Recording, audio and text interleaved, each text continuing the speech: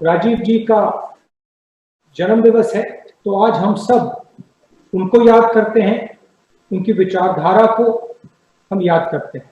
छत्तीसगढ़ में जो हम काम कर रहे हैं, गरीबों के लिए, आदिवासियों के लिए, किसानों के लिए, मजदूरों के लिए, उसके बारे में मैं थोड़ा सा कहना चाहता हूँ। आज हमने किसानों को पैसा दिया और हमारी जो सरकार है वो एक प्रकार से गरीबों की रक्षा करने वाली सरकार, और हम ये इसलिए करते हैं क्योंकि हम समझते हैं कि हिंदुस्तान को चलाने वाले लोग, हिंदुस्तान को आगे ले जाने वाले लोग हमारे किसान हैं, मजदूर हैं, छोटे दुकानदार हैं, बेरोजगार युवा हैं। तो छत्तीसगढ़ इस मामले में जो पायनियरिंग काम कर रहा है, चाहे वो योजनाओं के थ्रू हो, चाहे वो डायरेक्ट किसानों को पैसा देने की बात हो, चाहे वो आदिवासियों की मदद करने की बात हो, वो एक प्रकार से पायनियरिंग काम कर रहा है। तो मैं इसके लिए कांग्रेस पार्टी के सब लोगों, मंत्रियों को, चीफ मिनिस्टर को, हमारे सब कार्यकर्ताओं को धन्यवाद करना चाहता हूं। अब थोड़ा सा मैं आपको नेशनल लेवल की बात करना चाहता हूं। आपको दिख रहा है कि देश में काफी लोगों को पिछले सालों में बहुत नुकसान हुआ है।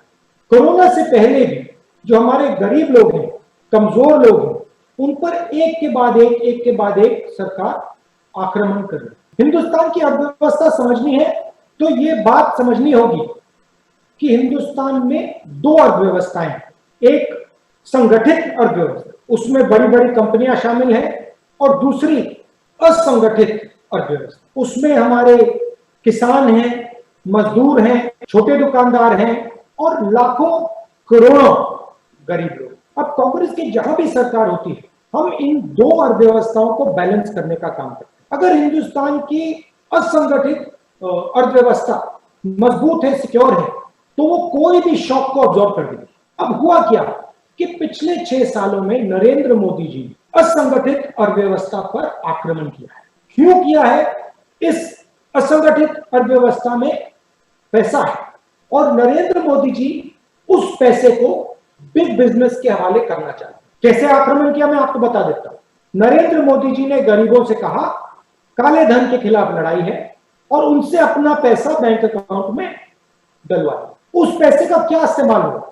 उस पैसे से नरेंद्र मोदी जी ने जो संगठित व्यवस्था को कंट्रोल करते हैं, हिंदुस्तान के सबसे बड़े 10-15 उनके मित्र, क्रोनी कैपिटलिस्ट जिसको हम कहते हैं, उनका कर्जा माफ करने का। उसके बाद जीएसटी, ये जीएसटी सिर्फ टैक्स नहीं है। आप कहोगे कैसे? मैं बताता हूं। जीएसटी में अलग अलग टैक्स लगाए, 4-5 अलग अलग टैक्स। ये 4-5 अलग अलग टैक्स क्यों है? क्योंकि जो मजबूत आदमी है वो आसानी से जाकर जहां उसे पहुंचना होता है पहुंचकर वो टैक्स बदल सकता है। मगर जो किसान है, जो असंगठित लोग हैं, जो गरीब लोग हैं, जो मजदूर हैं, वो इसके बारे में कुछ नहीं कर सकते, उनकी कोई पहुंच नहीं।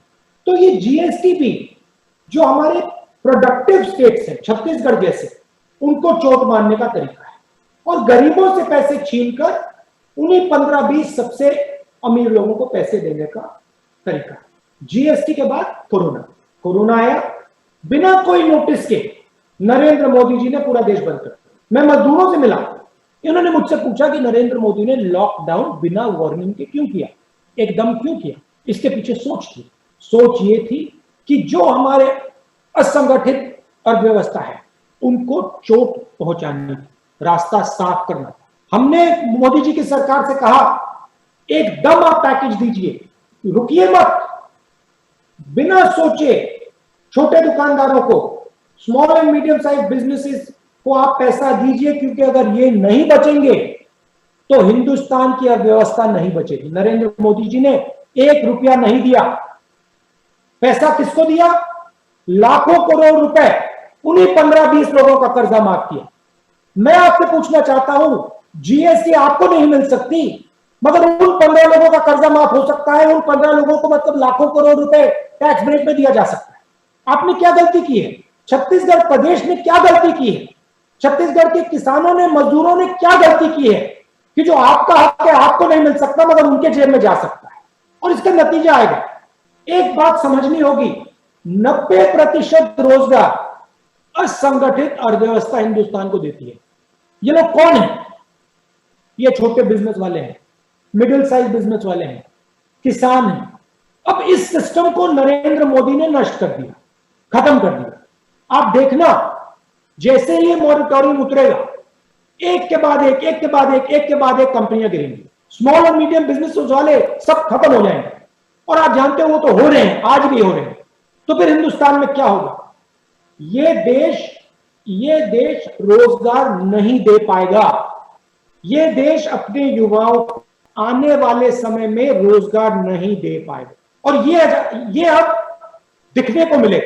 पहली बार हिंदुस्तान की हिस्ट्री में हमारा देश 70 साल में ये कभी नहीं हुआ, हमारा देश अपने युवाओं को रोजगार नहीं दे पाएगा। और आप मेरी बात अभी मत मानो, कौन नहीं राहुल गलत बोल रहा है, जैसे कोरोना के समय कहा था नहीं राहुल गलत बोल रहा है, मैंने कहा था जबरदस्त नुकसान होने वाला है, मीडिया वालों ने मेरा मजाक उड़ाया। बात मत मानो, 6-7 महीने रुक जाओ, आपको दिख जाएगा कि ये देश अपने युवाओं को रोजगार नहीं दे पाएगा। क्यों? क्योंकि रोजगार देने वाले जो लोग हैं, स्मॉल और मीडियम बिजनेस वाले, किसान, ये रोजगार नहीं दे पाएंगे क्योंकि यही बर्बाद है। तो अब सबसे बड़ा सवाल उठता है, हमारी जिम्मेदारी क्या है? छत्तीसगढ़ में हमारी जिम्मेदारी क्या है? हिंदुस्तान में कांग्रेस पार्टी की जिम्मेदारी क्या है? सबसे पहले देश को जोड़ने का काम, तोड़ने का नहीं, जोड़ने का काम। और फिर जो हमारे गरीब लोग हैं, चाहे वो किसान हो, मजदूर हो, स्मॉल एंड मीडियम बिजनेस वाले हो, दुकानदार हो, उनकी आवाज उठाने का काम। मैं ये नहीं कह रहा हूं कि हमें संगठित अर्थव्यवस्था पे आक्रमण करना है, नहीं, मैं ये कह रहा हूं कि हिंदुस्तान को असंगठित अर्थव्यवस्था और संगठित अर्थव्यवस्था के बीच में बैलेंस बनाना पड़ेगा। अगर यह बैलेंस टूट गया, इस देश को बहुत बुरा नुकसान होने वाला है। और नरेंद्र मोदी जी ने इस बैलेंस को तोड़ दिया है। तो हमारा काम इस बैलेंस को फिर से बनाने का है। एक तरफ असंगठित लोगों की मदद करने का है, उसमें मनरेगा शामिल है, भोजन का अधिकार, किसान को पैसा देने की योजना है, ये सब है। और दूसरी तरफ जिसको हम डेवलपमेंट कहते हैं, विकास कहते हैं, इन दोनों को बैलेंस करने की जरूरत है। ये हमारी जिम्मेदारी। और जहां भी बीजेपी और आरएसएस एक हिंदुस्तानी को दूसरे हिंदुस्तानी से लड़ाती है, जहां भी ये लोग नफरत फैलाते हैं, वहां पे कांग्रेस पार्टी के सिपाहियों को खड़ा होकर लोगों को जोड़ने का काम। मैं आपको बधाई देना चाहता हूं कि आप कांग्रेस पार्टी की विचारधारा के लिए लड़ रहे हो। और छत्तीसगढ़ की सरकार, हमारे चीफ मिनिस्टर और हमारे मंत्री सब मिलकर ये जो बैलेंस है इसको मेंटेन करने की कोशिश करें और गरीबों की, कमजोर लोगों की रक्षा करें। मैं आपका बहुत बहुत धन्यवाद करना चाहता हूं। और जो आपने ये जो राजीव भवन तैयार किए हैं, जिनका आज हम इनॉग्रेशन कर रहे हैं, कांग्रेस पार्टी हर डिस्ट्रिक्ट में होनी चाहिए। और जब ये हमारे ऑफिस खुलेंगे, इनके दरवाजे जनता के लिए खुले होने चाहिए। ये सिर्फ कांग्रेस पार्टी के ऑफिस नहीं हो, ये छत्तीसगढ़ की जनता के भवन हो। नाम जरूर राजीव गांधी भवन हो, मगर ये छत्तीसगढ़ की जनता के भवन हो, कांग्रेस पार्टी के भवन हो। और यहाँ पे कांग्रेस पार्टी के दरवाजे जनता के लिए खुले हैं। आप सबका मैं फिर से बहुत बहुत धन्यवाद करता हूं। नमस्कार, जय हिंद।